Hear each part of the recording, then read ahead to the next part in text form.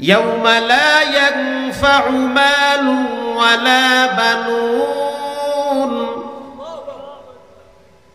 ইল্লা মান আতাল্লাহা বিকলবিন সালিম।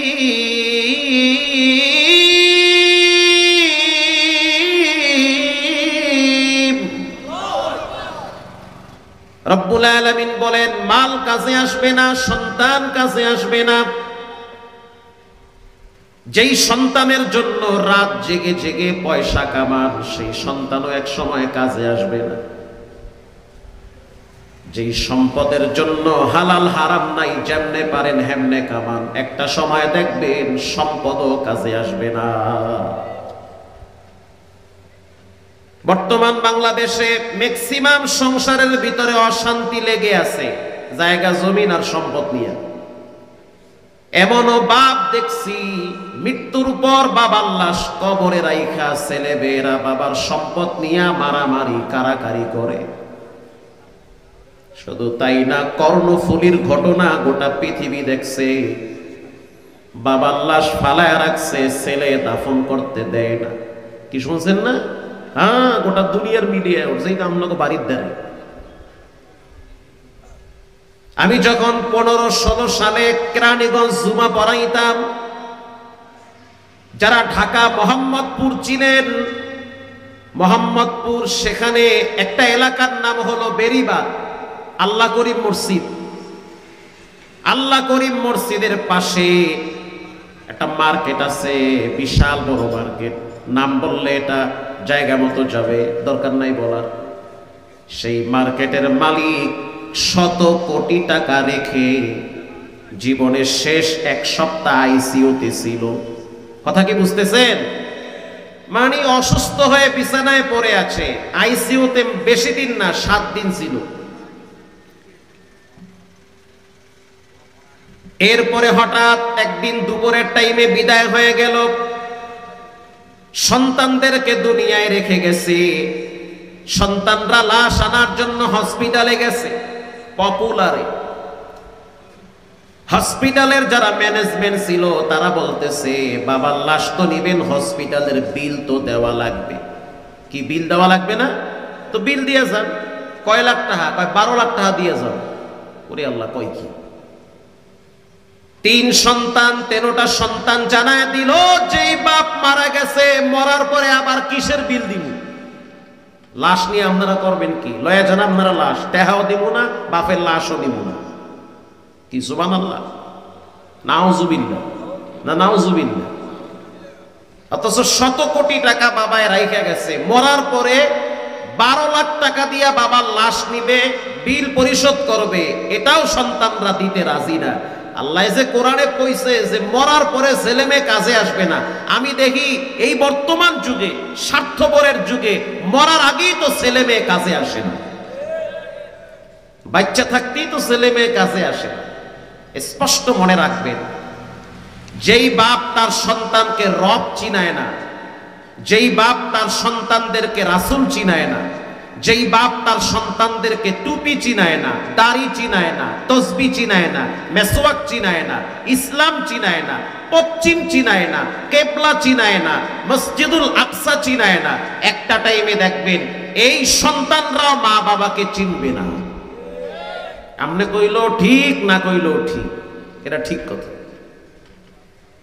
আর যেই বাপ সন্তানকে রাসূল চিনায়, আল্লাহ চিনায়, যেই বাপ তার সন্তানকে ইসলাম চিনায়, কোরআন চিনায়, এই সন্তান ডাক্তার, ডক্টর, ইঞ্জিনিয়ার, প্রফেসর হবে, দেশের শিক্ষা, বাহিরের শিক্ষা, অনেক কিছু অর্জন করবে, কখনোই তার বাবার সামনে, মায়ের সামনে বেয়াদবিমূলক আচরণ করবে না।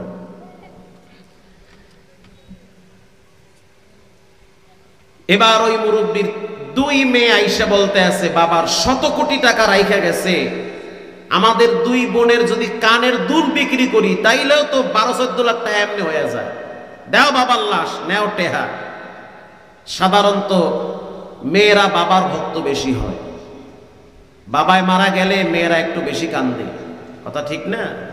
এই জন্য রাসূল বলেছেন, মেয়েদেরকে বেশি ভালোবাসবা, যত্ন করবা, আদর করবা, লালন পালন করে বড় করে ভালো পাত্রে পাত্রস্থ করবা, আল্লাহ তাআলা মেয়ের বাবাকে আর রাসূলকে একই জান্নাতে পাশাপাশি রাখবে। সুবহানাল্লাহর ভলিউম আর একটু বাড়ায়া দেন। ইয়াউমা লা ইয়ানফাউ মালুন ওয়ালা বানুন ইল্লা মান আতাল্লাহা বিকলবিন সালিম। রব্বুল আলামিন বলেন, এমন একটা দিন আসবে যেদিন মাল কাজে আসবে না, সন্তান কাজে আসবে না, একমাত্র পবিত্র আত্মাই কাজে আসবে।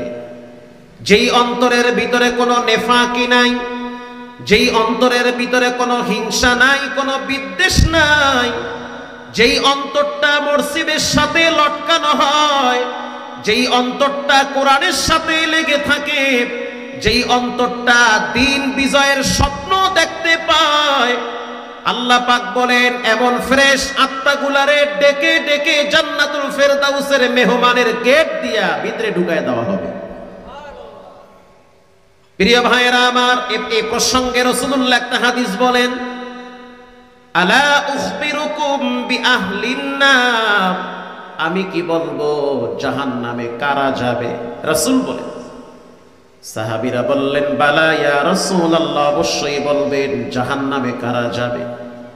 আল্লাহর রাসূল বলেন, কুল্লু উতুল্লিন জাওয়াজিম মুস্তাকবিরিন মুতাকাব্বিরিন, জাহান্নামে তারা যাবে যাদের ভিতরে তিনটা বদ অভ্যাস থাকবে। হাজি সাপ, নামাজিওয়ালা সাপ, সাবধান। যত বড় নামাজিওয়ালা হন, অন্তরটা যদি পরিষ্কার না হয় সেজদায়ও কোনো শান্তি হবে না। অন্তরটা পরিষ্কার রাখেন। কলিজার বড় দাম আল্লাহর কাছে, বাহ্যিক সুরতের কোনো মূল্য নাই রবের কাছে। লা ইয়ানজুরু ইলা সুওয়ারিকুম ওয়ালা ইয়ানজুরু ইলা কুলুবিকুম ওয়া আমালিকুম ওয়া নিয়্যাতিকুম। আল্লাহ মানুষের বাহ্যিক সৌন্দর্য দেখে না, কে কালো, কে পরিষ্কার, কে কোন বংশের, এগুলো আল্লাহ দেখে না। আল্লাহ মানুষের অন্তর দেখে বিচার করে। এজন্যই তো হযরত বেলাল হাবশী, না আছে বংশগত মর্যাদা, না আছে তার প্রভাব, না আছে তার মানসিকভাবে চতুর্দিকে যথেষ্ট পরিমাণ ইজ্জত সম্মান, একজন গোলাম ছিল, আরবের ভিতরে একজন কালো গোলাম ছিল, অথচ বেলাল হাবশীর দিল এত ভালো, বেলাল হাঁটতো জমিনে, পায়ের আওয়াজ রাসূল পেয়েছে জান্নাতে। আল্লাহর কাছে সবচেয়ে মূল্যবান ব্যক্তি তারা যাদের অন্তরটা পরিষ্কার থাকে। এবার রাসূল বলেন, যার ভিতরে তিনটা বদ অভ্যাস থাকবে সে জাহান্নামে যাবে। এক নম্বরে, যে ব্যক্তির ব্যবহার খারাপ, কথায় কথায় গালি দেয়, ভাষা খারাপ, 19 থেকে 20 হয়ে গেছে, মুহূর্তের ভিতরে মা বাবা তুলে বকাবাজ্য করে, এমন আল্লাহর ওলি এই দেশে নাই। আছে?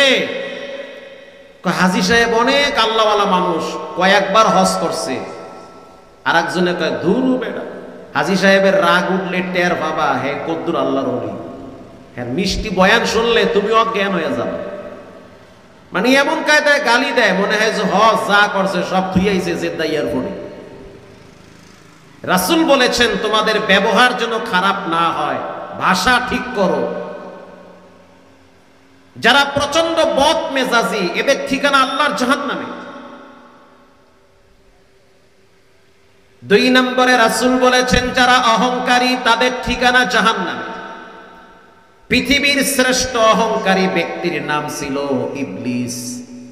আল্লাহ বলেন, সিজদা করো আদম রে। ইবলিস বলল, ক্বালা আনা খায়রুম মিন খালাকতানি মিন নারিন ওয়া খালাকতাহু মিন তিন।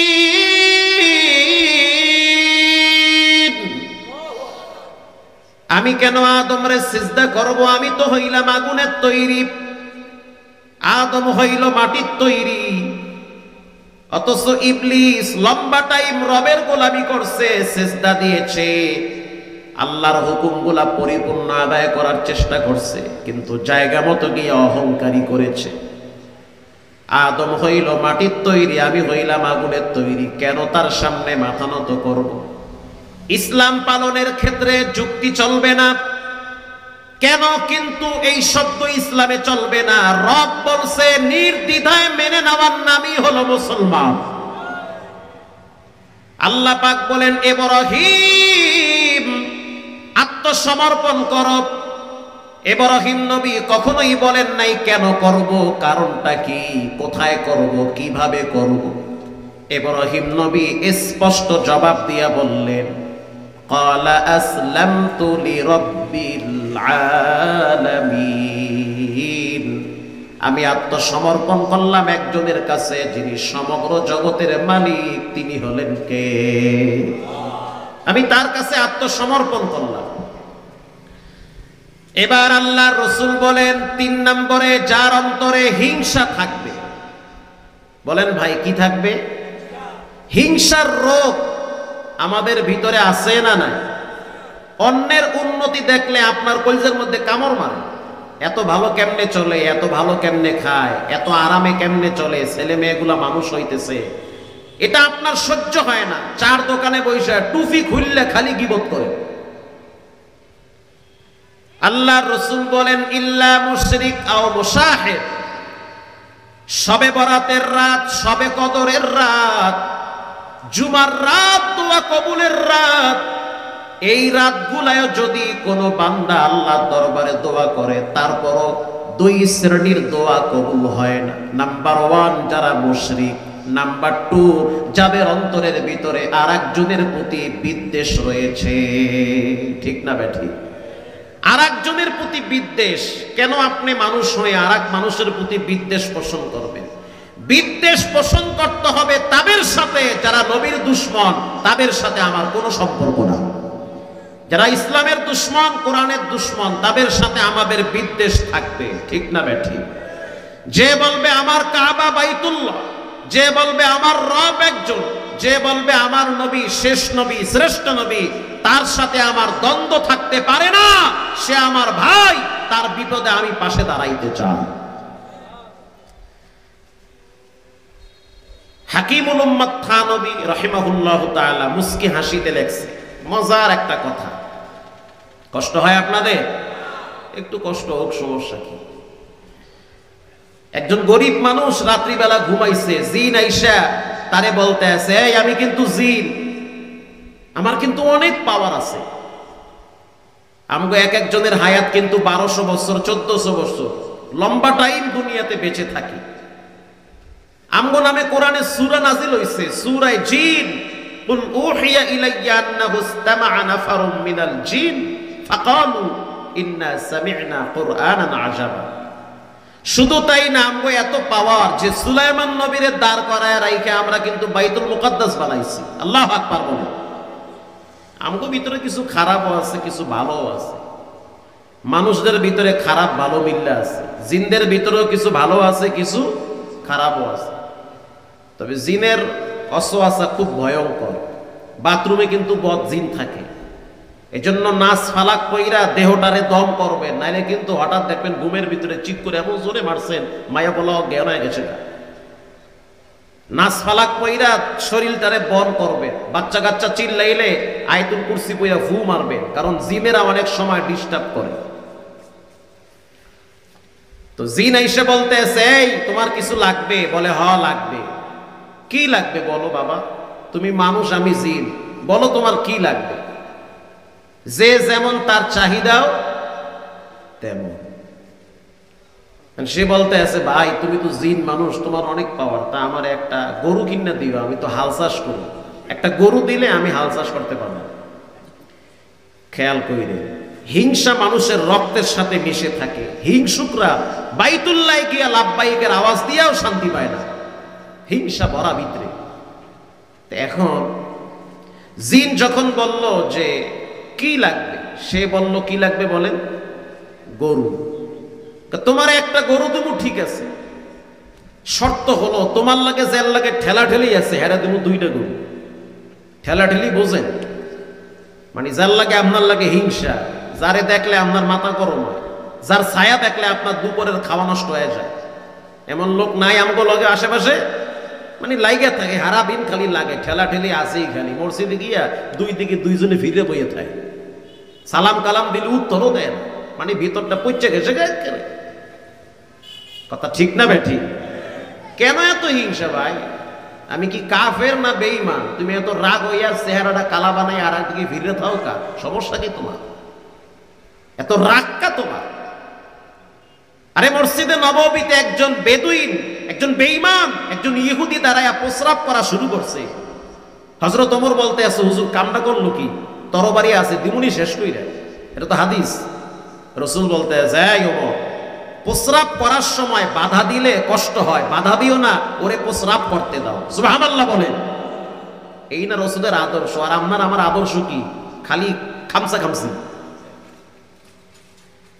প্রস্রাব করা শেষ, রাসূল বললেন, তুমি যে মসজিদে প্রস্রাব করলা, এই কামটা যদি তোমাকে মন্দিরে অথবা গির্জায় অথবা তোমাদের উপাসনালয় করা হয়, ভালো লাগবে? খুব খারাপ লাগবে। তা আমাদের কাছেও তো খারাপ লাগে, মসজিদে আইয়া দাঁড়ায় দাঁড়ায় প্রস্রাব করলে তো বিশাল কষ্ট পাই আমরা। এই কাজটা আর করবা না, করলে আমরা খুব কষ্ট পাই। রাসূলুল্লাহর এই ব্যবহার শুনে ইহুদি বলতে আছে যে ইসলামের নবী মুহাম্মাদের ব্যবহার এত চমৎকার, আমি আর দেরি করি নাই, এখানে দাঁড়ায় কালেমা পড়ে মুসলমান হয়ে গেল। সুবহানাল্লাহ। বাইতে গিয়া ঘরে হইয়া কইয়েন সুবহানাল্লাহ। এখন আপনার সামনে যদি মসজিদে কেউ খারাইয়া মতে, আপনি কইবেন কি? যে গোড়ায় দিয়ে কাটতে দেবো একবারে। ঠিক না ব্যাঠি? আপনার খালি রাগ। এদিকে মাইয়া নামাজ পড়ে না, কিছুই বলেন না, লেবেন্ডিশ মার্কা মুসলমান। বউ হারাদিন কিরণমালার জি বাংলা নিয়ে ঠেলাঠেলি করে, কোনো খবরই নাই আপনার। আপনার পোলা রাত 3টা পর্যন্ত রাস্তার চিপায় চাপায় পাবজি আর ফ্রি ফায়ার নিয়ে ব্যস্ত, আপনার খবর নাই। আপনি আছেন বিড়ি নিয়ে ব্যস্ত। আসতে বলবেন না, জোরে বলেন। ঠিক কথা। এটা ছেলে মেয়ের খবর নেন। কুল্লুকুম রাইন ওয়া কুল্লুকুম মাসউলুন আন রাইয়াতিহি। আমি মাহমুদুল হাসান হাসরের ময়দানে আল্লাহ না করুক যদি ফাইসা যায়, আল্লাহ না করুক মাওলানা আরিফুল ইসলাম হুসাইনি সাহেব যদি ফাইসা যায়, আল্লাহ না করুক, আল্লাহ হিসাব সহজ করে দিক, আমিন বলেন। তা আল্লাহ আপনারে বলবে না যে হুসাইনি সাহেব উল্টা পাল্টা করলো কা? আমি উল্টা পাল্টা করলাম কা? উনি উল্টা পাল্টা করছে কা? এটা আল্লাহ আপনারা জিগাইবে না। আপনারে তো বাটাম ফাটা দিবে এই জন্য যে আপনার ঘরে থাইকা আপনার অধীনস্থ মানুষগুলা কেমনে আল্লাহর নাফরমানি করে, এই জন্যই তো বাটাম ফাটা আপনারে আগে দিবে আল্লাহ। বাটাম ফাটা বুঝেন না? এটা উত্তরবঙ্গের ভাষা, রাগ করেন না, মাফ করে দিয়েন। এক দেশের গালি আর এক দেশের গুলি। আমগো দেশে মনু কয় ভালোবাসে, মনু কেমন আছো সোনা বাবা, ভালো আছো? আর উত্তরবঙ্গে গিয়ে যদি আপনি কন বেডা, বেডা মানি ফোলারে কয়, ও কইবে গোলামের ফো তুই খারা, জুতা দিয়ে ফিলেই আলু ভর্তা বানাবো। বেডা মানি মাথা গরম। আর আমগো দক্ষিণবঙ্গে গেলে যদি কন বেডা তুমি কেমন আছো, ও সোনা বাবা খুব ভালো আছে। ওরে বাবা রে বাবা। এক দেশের গালি আর এক দেশের বুলি। তো উত্তরবঙ্গে বলে যে কেউ যদি আল্লাহর অবাধ্য হয়, তাহলে এরে কবরে নেওয়ার পরে বিসমিল্লাহ সারা ফেরেশতারা বাটাম ফাটা দিবে। এই জন্য রাসূল বলেছেন, তোমরা অধীনস্থ ব্যক্তিদের ব্যাপারে আল্লাহর আদালতে জবাবদিহির জন্য প্রস্তুতি গ্রহণ করো। মাইয়া পোলা এরাই তো আপনার ঠ্যাং ধরে হাসরের ময়দানে টাইনে ধরবে, যাও কই চাচা, তোমার ঘরে থাকছি, তোমারটা খাইছি, নামাজ পড়ি নাই, কিছুই বলো নাই, তুমি কিছুই বোঝো না। মেয়েটা বলবে আমি পর্দা করি নাই, বাপ তুমি তো কিছুই বলো নাই, কোচিং আর প্রাইভেট নিয়ে ব্যস্ত ছিল তুমি। এই সমাজের মানুষের ম্যাক্সিমাম ফ্যামিলির গার্জিয়ানদের ব্যর্থতা এই জায়গায়। ছেলে মেয়েরা কোচিং এ না গেলে ধমক দেয়, প্রাইভেটে না গেলে ধমক দেয়, অথচ নামাজের জন্য ধমক দেয় না। এই মাইয়া পোলা শেষ বয়সে আপনারা যদি বাটাম ফাটা দেয়, এটা আপনার হাতের কামাই। কারণ ছেলে মেয়েদেরকে তো রবের সাথে সম্পর্কই করার নাই। আমি তো দেখছি, আমরা তো 3 ভাই 4 ভাই 3 বোন, সবগুলা লাইনে আছে, একটাও বেলাইনে নেই। মানে একটাও বাবাখোর, গাঁজাখোর, মদখোর, হারামখোর হয় নাই আল্লাহর দয়ায়। আমার বাপ হইছে আজরালের চেয়েও ভয়ঙ্কর। একদিন ফজরের নামাজে মসজিদে না গেলে এই পাছার কাপড় টান কইরা বিসমিল্লাহ সারা 3টা মারতো পারে। আমরা হেই ঘরের মাইয়ে পোলা, আর আমনে তো মাইয়ে বইয়ে বাপে আর পোলায় বইয়ে বইয়ে দেখি ক্যারাম বোর্ড খেলায়, মার হাবা কি ঠিক না বেঠি? বাপ পোলায় বইয়ে বইয়ে লুডু খেলায়, ওরে মোর সোনা। এই পোলা মাইয়া লইয়া আবার হাসরের ময়দানে আল্লাহর কাছে মাপ পাইতে চান? এত সোজা চাচা, এত সোজা না। রব্বানা ইন্না আতা'না সাদাতানা ওয়া কুবারা'না ফাআদাল্লুনা সাবিলা। কিয়ামতের ময়দানে সন্তান বলবে, রব্বুল আলামিন আমার কোনো দোষ নাই। কেন তোমার দোষ নাই? বালেগ হওয়ার পর থেকে কেন তোমার আমলনামায় নামাজের সওয়াব নাই? 14 বছর 15 বছর বয়সে কেন তোমার আমলনামায় ফজরের নামাজ নাই? জবাব দাও। ঘন্টার পর ঘন্টা মোবাইল টিপতে পারলা, কেন তুমি এশারের নামাজটা মসজিদে পড়তে পারলা না? কোন শয়তানে তোমার হাত পাও টাইনা ধরছে? রব্বুল আলামিন প্রশ্ন করবে, সন্তান কেন তুমি জোহরের টাইমে মসজিদে গেলা না?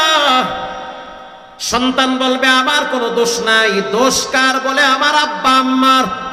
আই হাই চাচা, কই যাইবেন তখন? কেন তোমার আব্বা আম্মার দোষ? সন্তান বলবে, রব্বুল আলামিন অন্যতম কারণ হলো বাবা একা একা নামাজে যাইতো, আমারে নামাজের কথা বলতো না। বাবা আমারে দুনিয়া শিক্ষা দিছে, আখিরাত শিখায় নাই। বাপ যদি আমারে নামাজের ব্যাপারে শাসন করত, বাপ যদি আমারে কোরআনের ব্যাপারে শাসন করত, বাপ যদি আমারে ধর্মের ব্যাপারে সচেতন করত, এতটা নাফরমান আমি হইতাম না। আল্লাহু আকবার বলে। ছেলে মেয়ে ভাষায় দিবে, আপনি যাইবেন কাল লাগে এত টাকা পয়সা কামাই করে। এবার রব্বুল আলামিন বলবে, সন্তান বলো তোমার আব্বা আম্মারে কেমন শাস্তি দিব? তাফসীর ইবনে কাসিরে আসছে ব্যাখ্যায়। সন্তান এবার বলবে, রব্বানা আতিহিম দিফাইনি মিনাল আযাবি ওয়া লা'আনহুম লা'নান কাবীরা। রব্বুল আলামিন আমার আব্বা আম্মার ডাবল আযাব দাও। আব্বা আম্মার বুকে পা দিয়া লাথি মেরে এরপরে আমরা জাহান্নামে যাব। ও সন্তানের বাপ সাবধান, দুনিয়া কিছুই না, দুনিয়া হলো একটা সাময়িক সময়ের স্থান। আপনার আমার আসল বাড়ি হলো আল্লাহর জান্নাতে, মাঝখানে কিছুদিন থাকতে হবে কবরে। সন্তান সম্পদ এগুলো কখনো কখনো নেয়ামত, আবার কখনো কখনো গজবের কারণ হয়ে যায়। তা হাকিমুল উম্মাত থানবী বলেন, জিন এসে বলতে আছে কি লাগবে? এটা গরু লাগবে। তোমারে দুমু একটা গরু, ওরে দুমু কয়টা? কি ভুলে গেছেন কে আপনারা? টাইম মতো দেখবেন দস্তারখানায় খাওয়ান আছে না নাই। আমার একটু যাইতে দেন না বাজারে, আমি ওই বাজারে যাবো মাছ কিনতে, আর এক বাজারে যাবো পেঁয়াজ আনতে, আর এক বাজারে যাবো গোস্ত আনতে। আপনি খাবারের টাইমে দেখবেন দস্তারখানায় খাওয়ান রেডি আছে না নাই। আলোচনা করতে গেলে অনেক জায়গার কথা আনতে হয়। তো সকালবেলা তাকায়, ওহো, যখন বললো যে হ্যারে তুমি গরু 2টা, এ কইতে আছে আমার একটাও লাগবে না। তার মানে কি ভিতরে হিংসা আছে না নাই? তোমারে তুমি একটা, হ্যারে তুমি কয়টা? 2টা, আমার একটাও লাগবে না, দরকার নাই আমার। হ্যারে 2টা দেবা কি লেগে? সকালবেলা বউ জিগায়, তোমার চেহারা কালো কেন? কাইছিল জিনে, দিবার চাইছিল, আমি নেই নেই। কেন নেও নাই? ওই যে ওরে দেবে 2টা, আমারে দেবে একটা। বউ কইতে আছে তুমি কি মগা না অগা? ও আল্লাহ, অকাও কি? তোমারে তো মাগ নাই একটা গরু দিবে, অসুবিধা কি? ওরে 2টা দেবে, ওরে 2টা কা 10টা দিক, তোমার অসুবিধা কি? ওর ভালো দেখলে তো আমার ভিতরটা জ্বললে পড়লে ছাই হইয়া যায়। কিছুদিন পরে আবার জিন আইছে, কিছু লাগবে? হ্যাঁ লাগবে। কি? গরু দে। করে দেবো 2টা। দে 2টা, ওই কর দরকার নাই, কইলে তো ভিতরটা জ্বলে। সকালবেলা ছায়া দেখে এর একটা, ওর 2টা। মাথা কি ঠিক আছে না উলে গেছে? গরম হয়ে গেছে মাথা। কিছুদিন পরে আবার আসছে, কিছু লাগবে? হ্যাঁ লাগবে। কি লাগবে? আমার একতলা বিল্ডিং কইরা দে। তোমরা জিন না, তোমাকে অনেক পাওয়ার না, তোমরা তো এক রাইতে একটা খাল খনন করতে পারো, একটা বিল্ডিং করে দাও। দিমু ঠিক আছে, কিন্তু যার লাগে তোমার লাগে ঠেলা ঠেলি, ওরে দিমু 2তলা বাড়ি। তোমারে দিমু 1তলা, ওরে দিমু কয়তলা? 2তলা। সকালবেলা তাকায় দেখলো একতলা বিল্ডিং দাঁড়ায় গেছে, ডাইনে ঘুরায় দেখে বিল্ডিং দোতলা। এরে যে একতলা দেশে এটা নিয়ে শান্তি নাই, ওরে দুইতলা দেশে কিনলে এটা নিয়ে অশান্তি। কিছুদিন পরে আবার জিনে আইসা বলে কিছু লাগবে, কয় হ লাগবে। কি লাগবে? আমার একটা চৌক উড়ায় লয়া যায়। What is this? এটা আবার কি? সহজ অঙ্ক, আমারে যা দাও ওরে ডাবল দাও না। কয় হ, একটা চৌক আমার লয়া যা, ওর দুইটা চৌক উড়ায় লয়া যায়। বলেন এটারে কি কয়? বলেন হিংসা। এই হিংসা যদি কোনো মানুষের অন্তরে থাকে, সে যদি কাবার গিলাফ ধইরাও দোয়া করে, তার দোয়া কবুল হয় না। হিংসা রাখা যাবে যাবে। ইয়াউমা লা ইয়ানফাউ মালু ওয়ালা বানুন, মাল কাজে আসবে না, সন্তান কাজে আসবে না, ইল্লা মান আতাল্লাহা বিকলবিন সালিম, একমাত্র পরিষ্কার অন্তর, কলবে সালিম। হিংসা বিদ্বেষ মুক্ত পরিষ্কার অন্তর গুলারে আল্লাহ ডাইকা ডাইকা জান্নাতুল ফেরদাউসের মেহমান বানাবে। যাও তুমি পরিষ্কার দিলের মানে। এই প্রসঙ্গে রব্বুল আলামিন কোরআনের ভিন্ন এক আয়াতে বলেন, ওয়াসারিউ ইলা মাগফিরাতিম মির রাব্বিকুম ওয়া জান্নাতিন আরদুহাস সামাওয়াতু ওয়াল আরদ। আল্লাহর প্রিয় বান্দা যারা, তারা রবের ক্ষমার দিকে দৌড়ায়। রব বলেন যারা আমার ক্ষমা পায় তাদেরকে আমি এমন একটা জান্নাত দান করি, যেই জান্নাত বিস্তৃত হবে আসমান এবং জমিনের চেয়েও বড়। সুবহানাল্লাহ বলে। বর্তমান বাইতুল্লাহ শরীফের একজন ইমামের নাম হলো ইয়াসিদ দুসারি, যার তেলাওয়াত এত চমৎকার, রাত্রিবেলা ঘুমাবার আগে তেলাওয়াত শুনলে মনে হবে আপনি আলাদা জগতে চলে গেছেন। শাইখ ইয়াসিদ দুসারি বর্তমান কাবা শরীফের সবচেয়ে কম বয়সী ইমাম। আমি ম্যাক্সিমাম রমজান মাসে বাইতুল্লাহে থাকি। গত রমজান মাসে সাংবাদিকরা তাকে প্রশ্ন করলো, যেই কথাগুলো তাকে জিজ্ঞেস করলো, সেই যেই কথাগুলো বলল, সেটা আমার কাছে এখনো রেকর্ড আছে।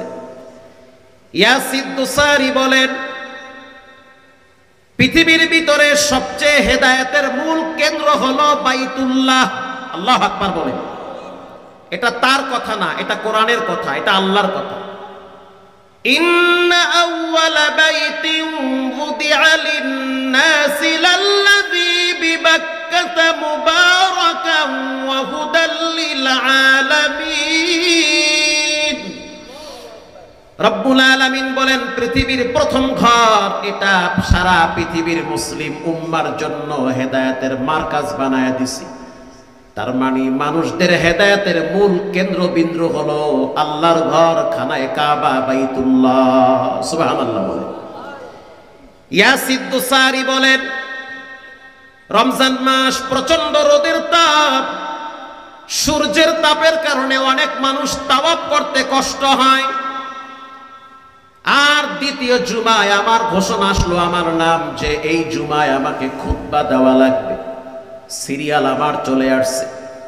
ইয়াসিদ দুসারি বলেন, যখন আমি জুমার খুতবা দেওয়ার জন্য দাঁড়ায় গেলাম, আমি জুমার খুতবার ভিতরে প্রথম রবের প্রশংসা করলাম। আল্লাহুম্মা লাকাল হামদু কুল্লু ওয়া লাকাশ শুকরু কুল্লু, লাকাল হামদু বিল ঈমান ওয়া লাকাশ শুকরু বিল কুরআন।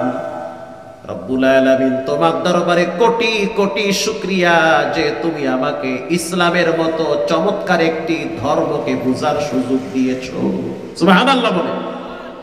তোমার দরবারে কোটি কোটি শুকরিয়া যে তোমার মতো এমন একজন স্রষ্টা আমি পাইছি, যে কিনা রাতেও ঘুমায় না, দিনেও ঘুমায় না, যে কিনা রাতেও দেখে দিনেও দেখে, এমন একজন স্রষ্টা তুমি আমাকে উপহার দিয়েছো। আল্লাহু আকবার বলো।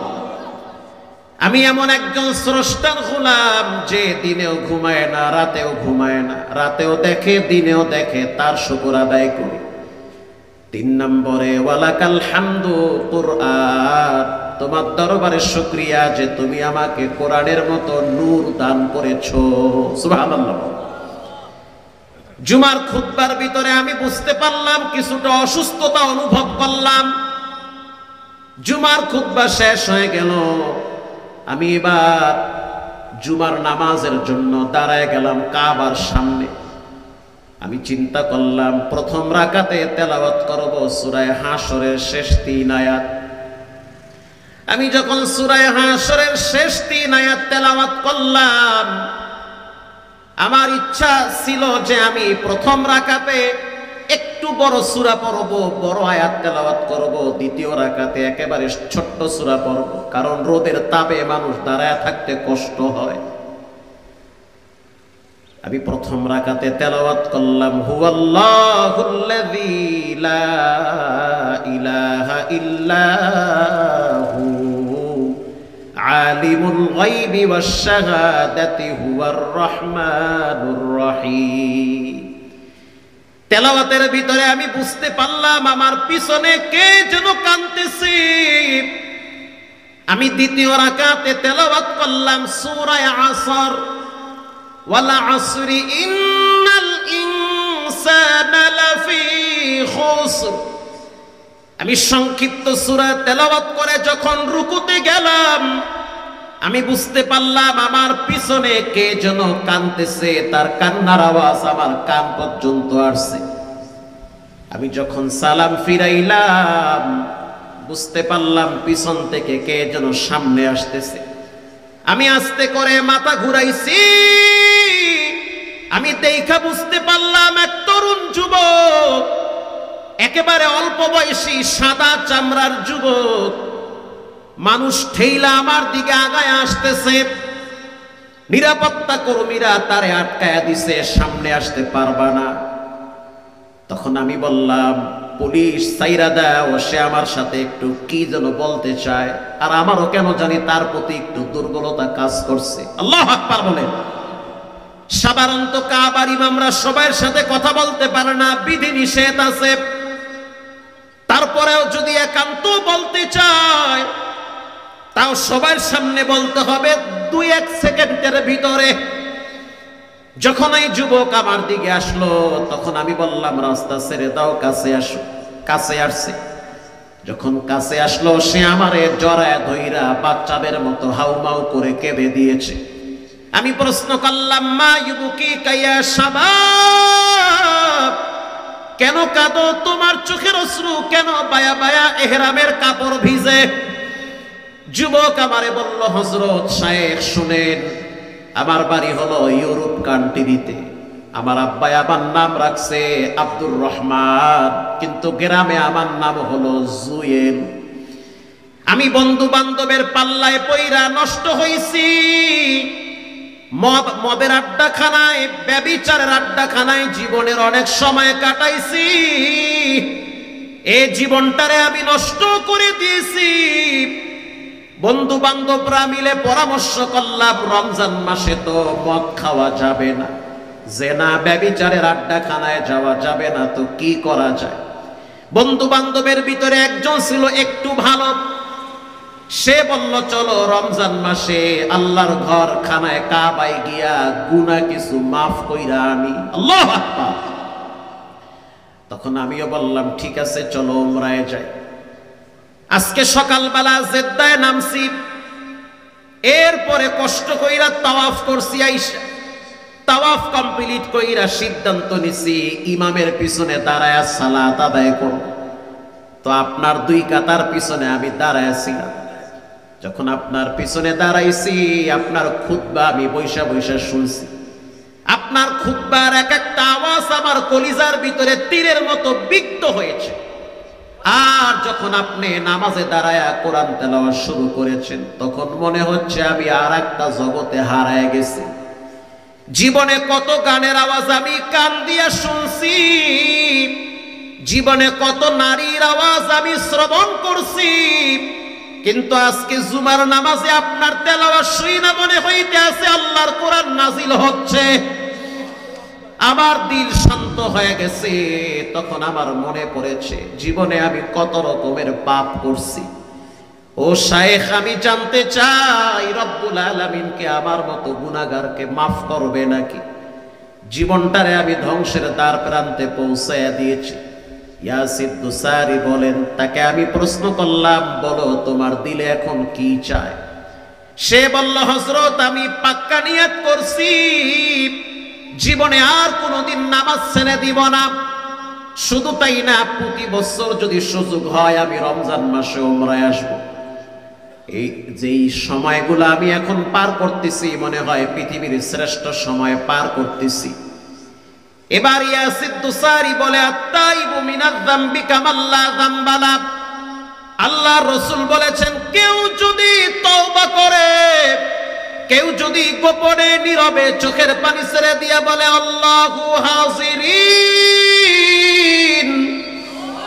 আল্লাহু নাজিরিন, আর রবের দরবারে কায়েমুল বাক্যে যদি তওবা করে ক্ষমা চায়, রাসূল বলেছেন মায়ের পেট থেকে বাচ্চা আসলে যেমন কোনো গুনাহ নাই, তওবাকারী ব্যক্তিকে রব্বুল আলামিন ছোট বাচ্চার মতো নিষ্পাপ বানায়া দেয়। আল বুকাউ মিন খাশিয়াতিক, কান্না 7 প্রকার। একটা হলো অতি আবেগে মানুষ কাঁদে। আল বুকাউ মিনাল ফারাহ, কিছু কান্না আছে আনন্দে কান্না করে। রিকশাওয়ালার সন্তান এমবিবিএস ডাক্তার হইছে, সাংবাদিকরা প্রশ্ন করলো রিকশাওয়ালা কেমন লাগে, অনুভূতি কি? রিকশাওয়ালা চোখের পানি ছেড়ে দিয়া বলতে আছে, আজকের এই চোখের পানি কষ্টের না, এই চোখের পানি হলো আনন্দের। সুবহানাল্লাহ বলে। কাঁচা তরকারির দোকানদারের সন্তান বিসিএস ক্যাডার পরীক্ষা দিছে।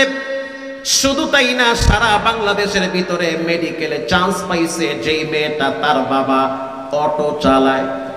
বাবাকে প্রশ্ন করলো অনুভূতি কি? মেয়ে যে মেডিকেলে চান্স পাইল, বাবায় তখন কেঁদে দেয়। আল বুকাউ মিনাল ফারাহ, এই কান্না কষ্টের কান্না না, এটা হলো আনন্দের কান্না।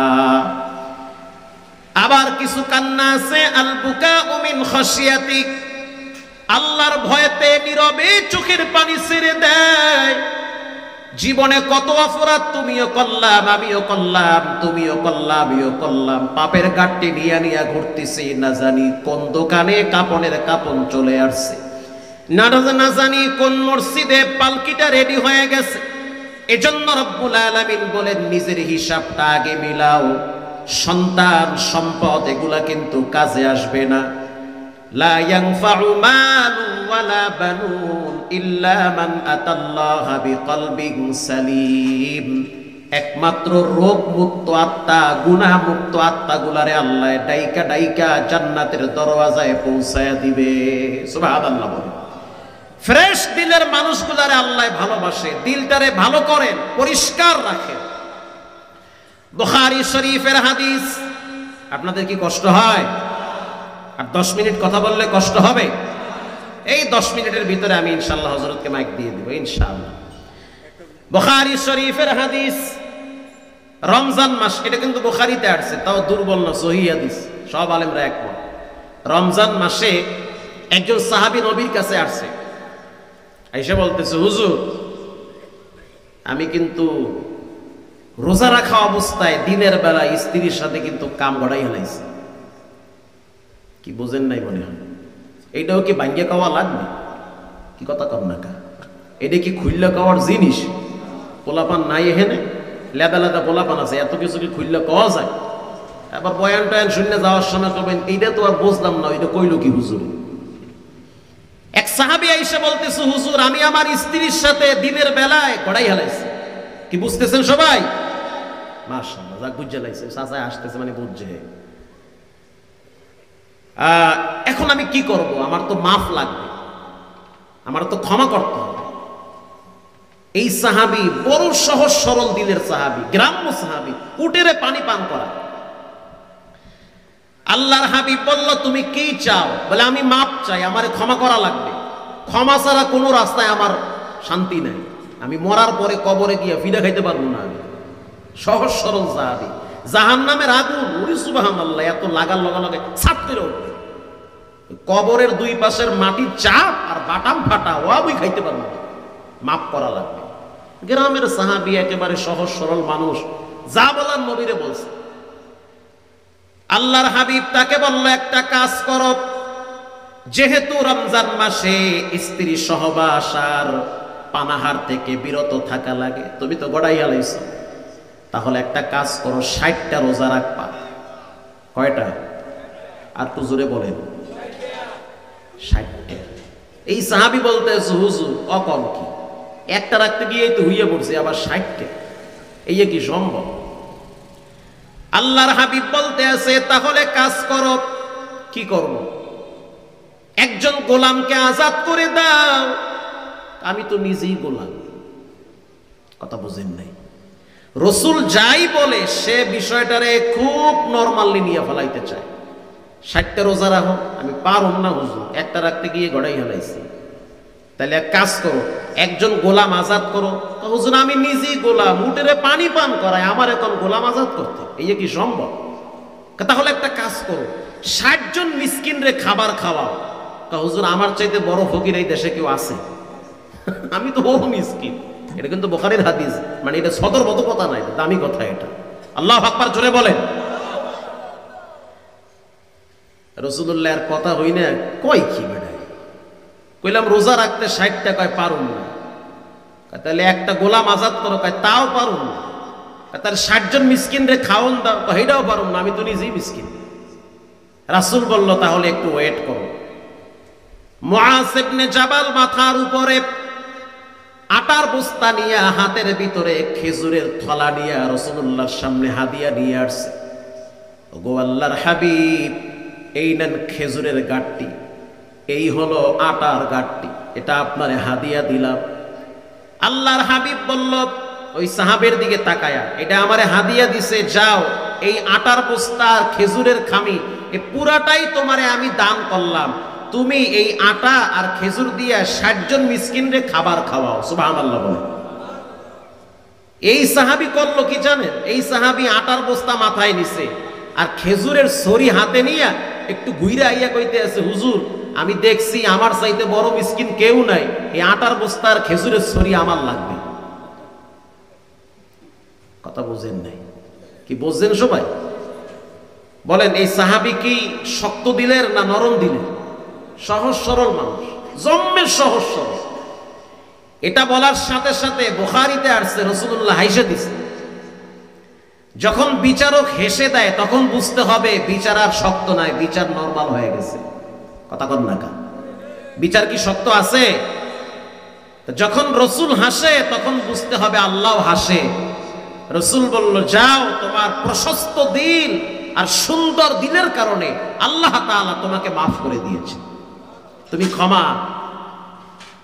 এজন্য দিলটারে পরিষ্কার বানাতে হবে। হাদিস শরীফে আসছে, আরো একজন সাহাবী নবীর কাছে গিয়ে বলল, মাতাসসা, কিয়ামত কবে হবে? আল্লাহর হাবিব বলল, কিয়ামতের জন্য তুমি কি প্রস্তুতি গ্রহণ করেছ? এবার ওই সাহাবী বলল, ইয়া নবী আল্লাহ, কিয়ামতের জন্য আমার প্রস্তুতি গ্রহণ করার মতো কিছুই নাই। ইন্নী উহিব্বুল্লাহ ওয়া রাসূলা, আমার একটা পুঁজি আছে, আমি আল্লাহ এবং রসুলরে সবচেয়ে বেশি ভালোবাসি। সুবহানাল্লাহ দেহি মুখ দেয় না। যদি বলতাম সুবহানাল্লাহ 2 বার বললে খিচুড়ি আর এক প্যাকেট দিবে, তাইলে সুবহানাল্লাহ ঠিকই জোরে কইতো। জোরে বলেন সুবহানাল্লাহ। তো এই সাহাবী আয়েশা বলল, কিয়ামত কবে হবে? রসুল বলল, কিয়ামত কবে হবে এটা পরে, কিয়ামতের জন্য তোমার কি আমল আছে? সাহাবী উত্তর দিল, কিছুই নাই। ইন্নী উহিব্বুল্লাহ ওয়া রাসূলা, আমার পুঁজি একটা আছে, আমি আমার জীবনের চেয়ে আল্লাহ এবং রসুলকে সবচেয়ে বেশি ভালোবাসি। রাসূল বলল, আল মারউ মা'a মান আহাব্বা, যার সাথে যার মহব্বত তার সাথে তার কিয়ামত। এই ভালোবাসাটাই তোমাকে জান্নাত পর্যন্ত পৌঁছায়া দিবে। এজন্য দিলটাকে নরম বানাতে হবে, অন্তরের ভিতরে হিংসা বিদ্বেষ রাখা যাবে না। বাইহাকি শরীফের হাদিস, একজন সাহাবী আসরের নামাজের টাইমে জুতা হাতে নিয়ে মসজিদে প্রবেশ করতেছে। আল্লাহর হাবিব বলতেছে, ও সাহাবীরা শুনে নাও, যেই সাহাবীর হাতে জুতা আর উজুর পানি দাড়ি দিয়া টপকায়া টপকায়া পড়তেছে, এই সাহাবী কিন্তু আল্লাহর জান্নাতের মেহমান হবে। জান্নাতি সাহাবীকে দেখে নাও, সুবহানাল্লাহ বলে। মুআজ ইবনে জাবাল বলেন, আমার ভিতরে ঈর্ষা আসছে যে কি এমন আমল করে যার কারণে রাসূল বলেছে সে জান্নাতে যাবে।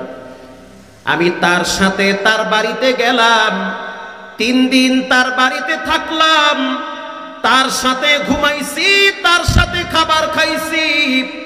আমি খেয়াল করছি বাড়তি কোনো আমল আছে কিনা যার কারণে রাসূল বলেছে সে জান্নাতে যাবে। 3 দিন পরে আসরের নামাজের পরে তার হাত আমি চেপে ধরে বললাম, ভাই সত্য করে বলো, গোপন কোন আমল আছে যার কারণে রাসূল বলেছে তুমি জান্নাতি? ওই সাহাবী বলতে আছে, রাসূলের মুখে যদি এমন আওয়াজ হয় তাহলে আমার খুশনসিব, আল্লাহর হাবিব বলেছে আমি জান্নাতি। তবে মুআজ ইবনে জাবাল শোনো, আমার ব্যক্তিগত ভিন্ন কোনো আমল নাই। সালাত আদায় করি, বউ বাচ্চারে সময় দেই, দিনের জিহাদে ঝাঁপিয়ে পড়ি। আর আমার অন্তরের ভিতরে একটা আমল আছে যেটা পৃথিবীর কেউ জানে না। জানেন কে? সেই আমলটা হলো আমার কলিজার ভিতরে কোনো মুসলমান ভাইয়ের প্রতি বিদ্বেষ নাই। যে আমার জীবনের দুশ্মন তার প্রতিও আমার কোনো হিংসা নাই। তবে হ্যাঁ, কেউ যদি ইসলামের দুশ্মন হয় সে তো আল্লাহর দুশ্মন, আমারও দুশ্মন। আর কেউ যদি অন্তরটা ফ্রেশ করে আর এক মুসলমান ভাইয়ের পাশে দাঁড়ায়, রব্বুল আলামিন তাদের ঠিকানা আল্লাহর জান্নাতে করে দিবে। এজন্য কিয়ামতের দিন মাল কাছে আসবে না, সন্তান কাছে আসবে না। ও সন্তানের বাপ, সন্তানের মা, সন্তানদেরকে দ্বীনি তালিম দেন, সন্তানদেরকে কোরআনের নসিহত করেন, সময় থাকতে সময়কে মূল্যায়ন করেন। সন্তান কখনো কখনো মা বাবার জন্য নেয়ামত, কখনো কখনো গজবের কারণ হয়ে যায়। সন্তানের কারণে বাবার মুখে হাসি ফুটে, আবার সন্তানের কারণে বাবা লজ্জায় মুখ দেখাইতে পারে না। টাঙ্গাইলে বয়ানে গেছি, এলাকার নাম হলো গোপালপুর। বয়ানের পরে দেখলাম যেই লোকটা স্টেজে আসলো, কালো মানুষ, লম্বা মানুষ, কিন্তু এসপি সাহেব দেখলাম তার সাথে মুসাফা করার জন্য গাড়ি থামায়া তারপরে আসছে। পরে বুঝতে পারলাম এই লোকটা গ্রাম্য মানুষ, তার সন্তান হাফেজ সালেহ আহমদ তাকরিম। সুবহানাল্লাহ। সালেহ আহমদ তাকরিমের বাড়ি টাঙ্গাইল গোপালপুর। কে তার বাবারে চিনতো? অথচ তাকরিমের কণ্ঠের তেলাওয়াত গোটা পৃথিবীর মানুষের কানে পৌঁছায় দিয়েছেন কে? সন্তানের উত্তম আদর্শ, কোরআনের বয়ান, কোরআনের নসিহত, কোরআনের অমীয় বাণী মানুষের কানে পৌঁছার কারণে রব্বুল আলামিন তার মর্যাদা বাড়ায় দিছে। এজন্য বাবার মর্যাদাও সমাজে বেড়ে গিয়েছে। আবার মসজিদে এমনও মুসল্লি লজ্জায় আসে না। কেন আসেন না? বলে আমার সন্তান রাস্তায় রাস্তায় বাবা খায়, গাঁজা খায়। মানুষ বলে বাবা খোরের বাপ, মানুষ বলে হারাম খোরের বাপ, মানুষ বলে বেয়াদবের বাপ। এজন্য আমি সন্তানের কুকীর্তির কারণে লজ্জায় মুখ দেখাইতে পারি না। রব্বুল আলামিন বলেন এমন একটা দিন আসবে সন্তান কাজে আসবে না, সম্পদ কাজে আসবে না, একমাত্র ফ্রেশ অন্তর কাজে আসবে। আজান শোনার পরে যেই কলিজাটা মসজিদের দিকে দৌড়ায়, আল্লাহর আওয়াজ শোনার পরে সব আওয়াজকে অস্থির মনে হয়, আল্লাহর আওয়াজের প্রতি সম্মান প্রদর্শন করে। এজন্য সন্তানদেরকে দ্বীনি তালিম দেন, সন্তানদেরকে কোরআন শিখান, রাসূলের আদর্শ শিখান। এই যুগে আমি দেখছি বড় বড় সচিবদের ছেলে মাদ্রাসায় পড়ে, র্যাবের অফিসার, শুধু তাই না ব্রিগেডিয়ার জেনারেল, শুধু তাই না শিল্পপতির সন্তানেরা অধিকাংশ মাদ্রাসায় পড়ে। কারণ যুগের বাতাস তারা বুঝতে পারছে, বাবার টাকা খায়া অনেক ছেলে মেয়েরা নষ্ট হয়ে যাচ্ছে। অনুরোধ করে বলি, যার 5টা ছেলে আছে একটা হইল আলেম বানাবেন। যখন কোনো এলেমওয়ালা সন্তান ঘরে থাকবে, ওই ঘরটা কখনোই অতিরিক্ত, মাত্র অতিরিক্ত নাফরমানি হতে পারে না। আমাদের গ্রামে একজন নতুন এসপি হইছে, আমাদের কুয়াকাটা সাগর সাহেব নতুন এসপি, এটা মিডিয়ায় চলে যাবে হয়তো তার কানে। জানুয়ারি মাসে প্রচন্ড শীতের ভিতরে দেখলাম তিনি মসজিদে ফজরের নামাজের জন্য আসছে। কোন মসজিদে পাবেন যে এসপি সাহেব ফজরের টাইমে মসজিদে আসে? পাওয়া যাবে?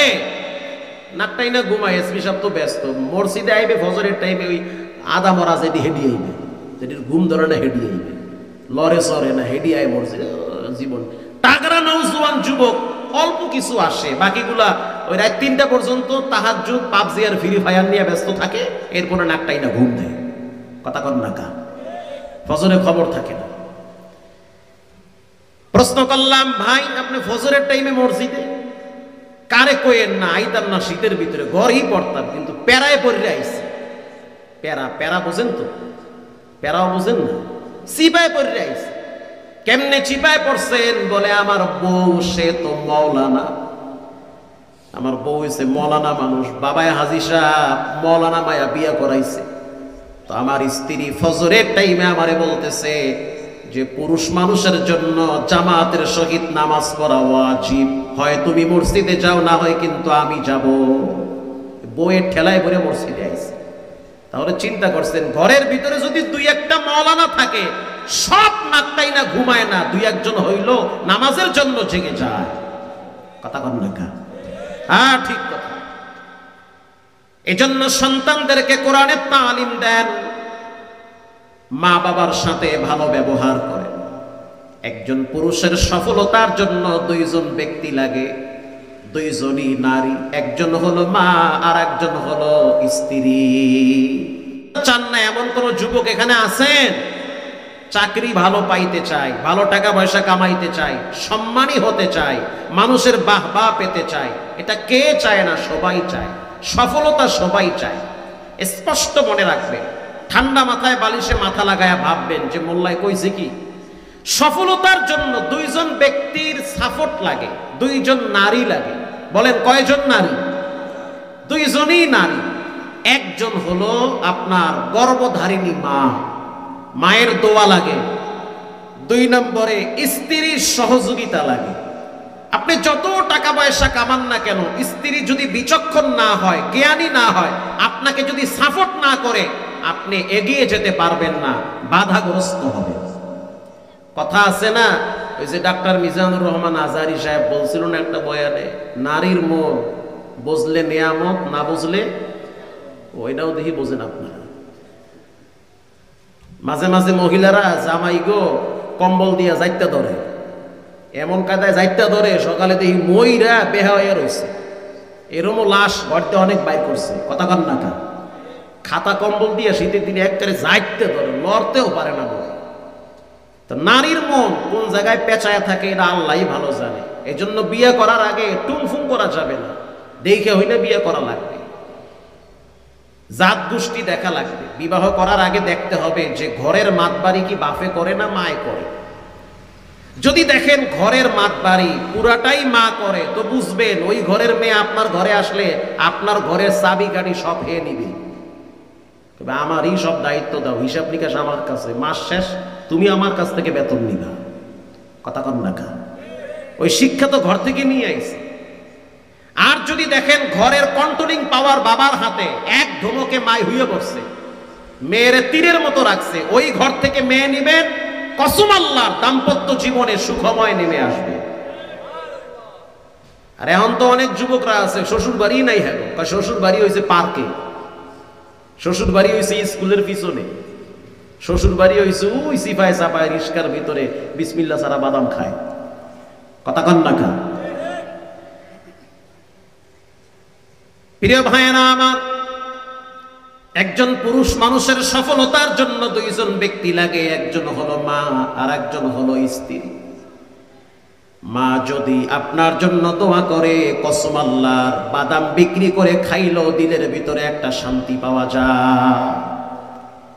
স্ত্রী যদি জ্ঞানী হয়, পুরুষ মানুষ বাহিরে কাজ করতে গেলে ব্যবসায় লস হতে পারে, পারে কি পারে না? বিদেশে গেছেন, মাইর খাইছেন, কিছু করার নাই, খালি হাতেই দেশে আইছেন। বাহিরে কাজ করতে গেছেন, কাজ করতে গিয়া পাও ভাঙ্গি আইছেন, ব্যবসায় নামছেন 10 লাখ নিয়ে, খাইছেন ধরা, এমন ধরা খাইছেন খারাইতে পারতে আছেন না। ঘরে যাওয়ার পরে ম্যাডামে যদি বেসকি মারে, এত মানুষে ভালো চলে, তুমি পারো না, কারণ ঘোড়ার ডিমের ব্যবসা করো। এক বেসকিতে 10 লাখ তো গেছে, আমরাও অর্ধেক পঙ্গু হয়ে যাইবে। আর স্ত্রী যদি বলে তুমি বেঁচে আছো, এটাই তো শুকরিয়া, প্রয়োজনে আমরা 3 বেলার জায়গায় 1 বেলা খাবো, তারপরও আমরা আপোষে মিল মোহব্বত নিয়ে চলতে চাই, তুমি ভেঙ্গে পড়বে না, আবার শক্ত হয়ে দাঁড়াও, আবার দিনকাল ভালো হবে। ওই ঘরের পুরুষ কখনোই দুর্বল হয়ে হাত পাও গুটিয়ে বসে থাকতে পারে না। পুরুষ কখনোই দুর্বল হয় না। এই বয়ান করলে তো মহিলারা খুব রাগ করবে, তারপরও করমু। পুরুষ কখনোই দুর্বল হয় না, গাধার মতো খাটতে পারে, রাত জেগে নাইট ডিউটি করতে পারে, পুরুষ সব কিছু করতে পারে ঘরের নারীকে খুশি করার জন্য, কিন্তু পুরুষ দুর্বল হয় ঘরের নারীর ভেস্কির কারণে। মানে ঘরের নারী এমন ভেস্কি মারছে, আর রাত দেখে আর কাজ কাম সব শেষ, এষ্ট কইরা মইরা ভূত হয়ে রয়েছে।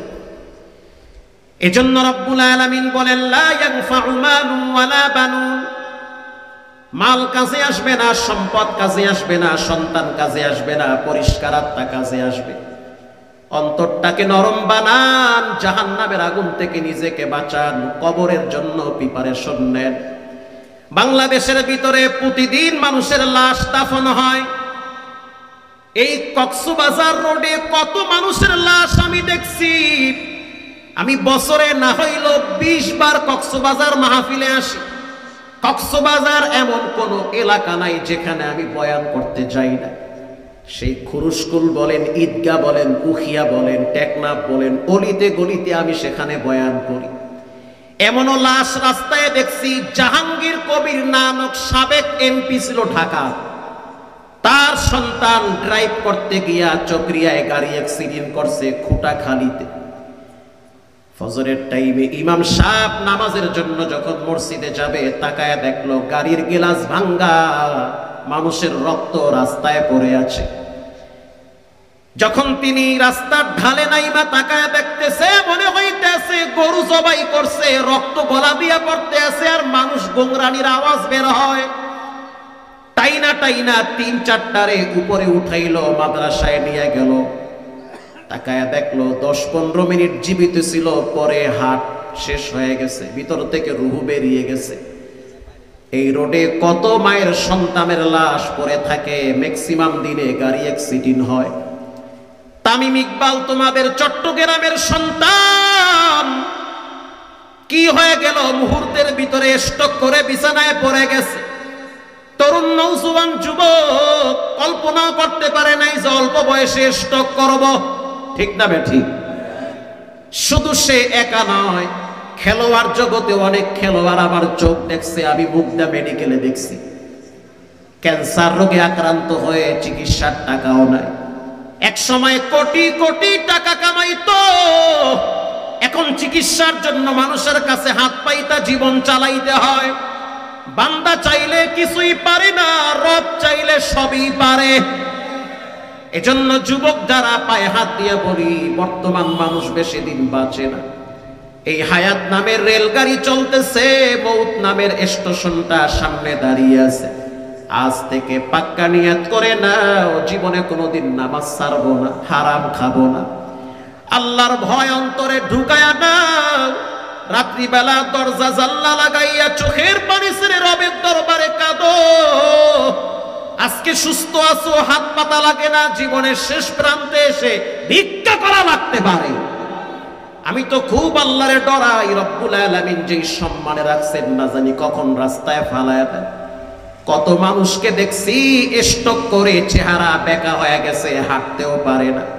কত বক্তা দেখছি রাস্তায় গাড়ি অ্যাক্সিডেন্ট করে লাশ পড়ে থাকে। জীবন হলো ওয়ান টাইম।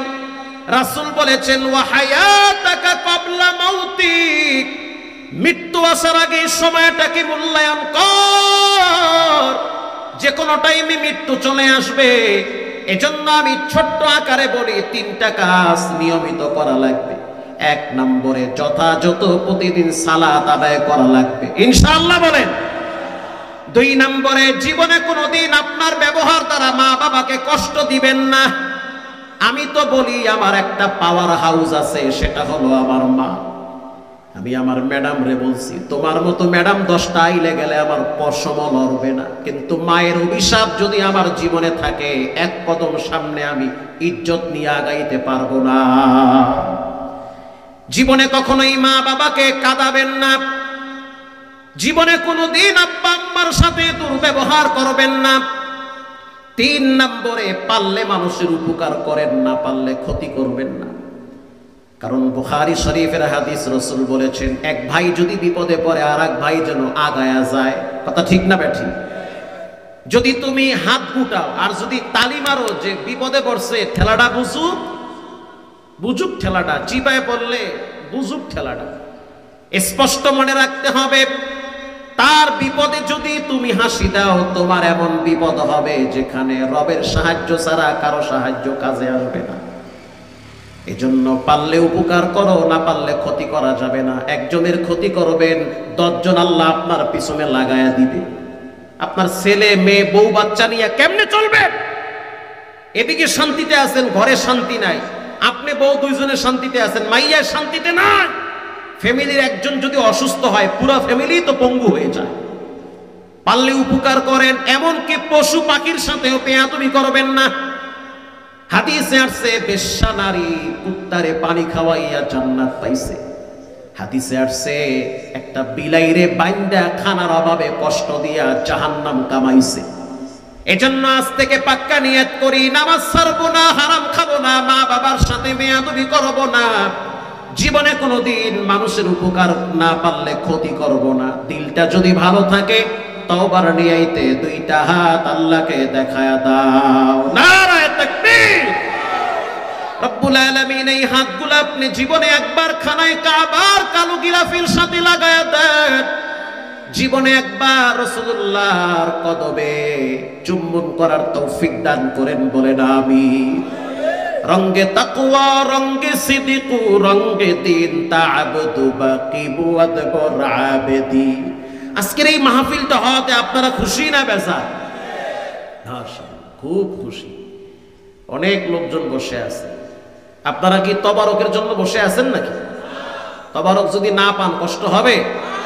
তবারক যা আছে সব যদি আমি লয়ে যাই, অসুবিধা আছে? মাশাআল্লাহ, এটাও দেখি সবাই ঠিকই আছে।